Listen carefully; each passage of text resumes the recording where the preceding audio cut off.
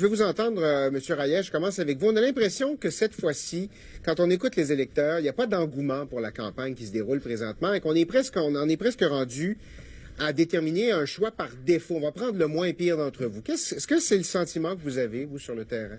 Non, sincèrement, moi, je sens que de l'enthousiasme, je sens beaucoup d'insatisfaction face au gouvernement actuel, de la déception même chez des anciens libéraux qui se joignent à notre organisation ou qu'il y a d'autres personnes qui se questionnent pour faire leur choix. Et nous, de notre côté, d'ici la fin de la campagne, on veut continuer sur l'élan des annonces qu'on a fait dans cette première semaine, donc de travailler à remettre plus d'argent dans les poches des gens.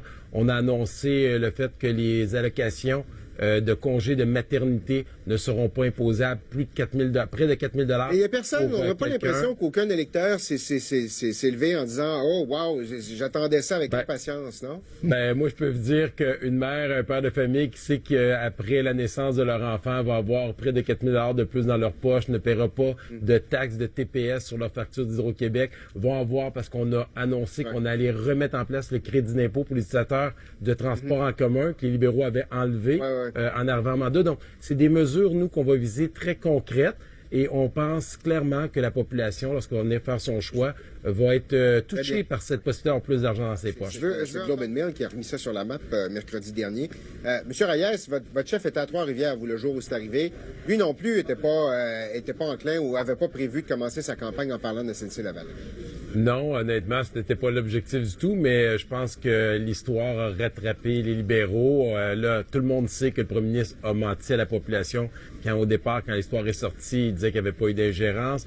On le sait tous, le commissaire à l'éthique conflit d'intérêts a reconnu qu'il y avait eu ingérence. C'était la deuxième fois que le premier ministre se faisait prendre à violer la loi sur l'éthique conflit d'intérêts. Et il a rajouté à ça l'ambiguïté du premier ministre qui laisse sous-entendre qu'il va peut-être contester le projet, la loi 21 sur la laïcité au Québec, donc il va aller faire de l'ingérence dans un dossier de compétences provinciales. C'est une très mauvais début de semaine, je peux vous dire, pour les libéraux. Puis c'est tant mieux comme ça. Je pense que les gens vont savoir à quoi s'attendre pendant le reste de la campagne. Effectivement, cette semaine, il y a eu cette demande de M. Legault sur la laïcité. Je vous donne 20 secondes chaque. Je commence avec vous, M. Reyes, ensuite M. Rodriguez, M. Boulay.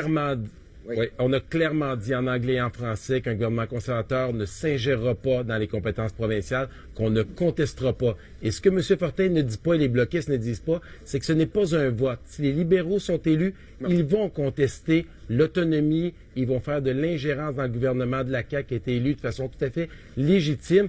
Quel que soit le nombre des députés bloquistes qui seront, qu'ils soient 5, 10 ou 12, ça ne changera rien. Ils ne pourront rien faire.